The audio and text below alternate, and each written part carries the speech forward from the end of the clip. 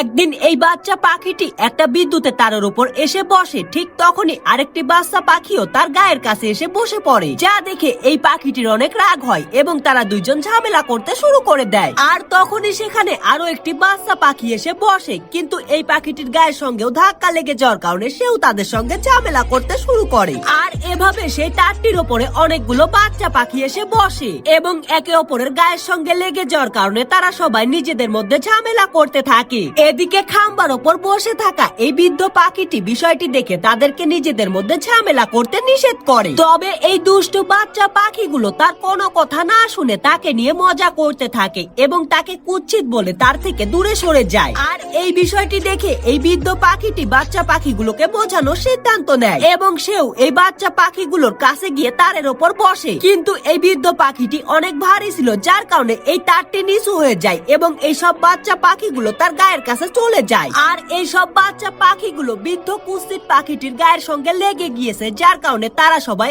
অনেক রেগে যায়। আর তারা সবাই মিলে এই বৃদ্ধ পাখিটির উপরে আক্রমণ করে দেয়, যার কারণে এই বৃদ্ধ পাখিটি ব্যথা পেয়ে উল্টে যায়। তবে তারপরও এই বৃদ্ধ পাখিটি তারটিকে নিজের পা দিয়ে ধরে রেখেছিল, কিন্তু এই দুষ্টু বোকা বাচ্চা পাখিগুলো এই বৃদ্ধ পাখিটিকে তারের ওপর থেকে ফেলে দেওয়ার জন্য তার পায়ের উপরে ঠোকরাইতে শুরু করে। আর তখন এই বৃদ্ধ পাখিটি ব্যথা সহ্য না করতে পেরে তারটিকে ছেড়ে দেয়, যার কারণে এই তারটি আবারও ফুল স্পিডে নিজের জায়গায় চলে যায়। আর এই তারটির সঙ্গে এত জোরে ধাক্কা খাওয়ার কারণে এই সব বাচ্চা পাখিগুলোর পালক খুলে পড়ে যায় আর এই সব বাচ্চা পাখিগুলো ল্যাংটা হয়ে যায়, যা দেখে এই বৃদ্ধ পাখিটি অনেক জোরে জোরে হাসতে থাকে এবং তখন এই সব বাচ্চা পাখিগুলো নিজেদের ইজ্জত বাঁচাতে পালাতে শুরু করে দেয়।